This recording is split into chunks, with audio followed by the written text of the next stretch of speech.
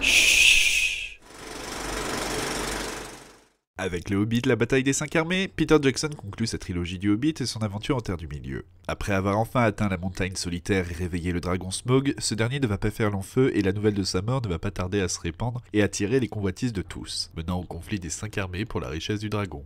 Alors ce nouvel épisode du Hobbit va-t-il réussir à relever le niveau de la saga? Dans l'ensemble, oui. Jackson arrive à nous livrer de belles images en ne s'attardant pas trop comme ça a été le cas lors des 2 précédents épisodes. A l'inverse, on a un peu limite l'impression qu'il a rushé le tout afin d'en avoir terminé puisque la bataille en elle-même doit bien représenter un bon 60% du film. Les ajouts faits par le réalisateur sont plutôt efficaces et viennent apporter un peu de profondeur. Un seul mot d'ordre, épique. Que ce soit des combats armés, des duels ou de la magie, vous en aurez pour vos mirettes, le tout restant très convaincant. Cependant, beaucoup de situations et de scènes font un peu redite avec le Seigneur des Anneaux. Un amour impossible entre 2 races différentes, un humain qui révèle ce qu'il y a de meilleur en lui et assume son rôle de leader. Et ces références sont un peu trop appuyées, comme un copain bien lourd qui n'arrêterait pas de vous donner un coup de coude dans les côtes en vous disant « t'as vu? Oui, il a dit grand pas, j'ai compris la référence ». On pourra aussi regretter que Jackson ait cédé aux mêmes sirènes que Lucas en surabusant des effets numériques assez flagrants et mal incrustés, donnant la mauvaise impression de se trouver dans un jeu vidéo. Ça et les personnages comiques insupportables ne faisant pas rire. Le plus gros reproche qu'on peut faire à ce film est son titre, qui aurait pu être The Legolas ou The Thorin, tellement Bilbon ne fait rien dans ce film.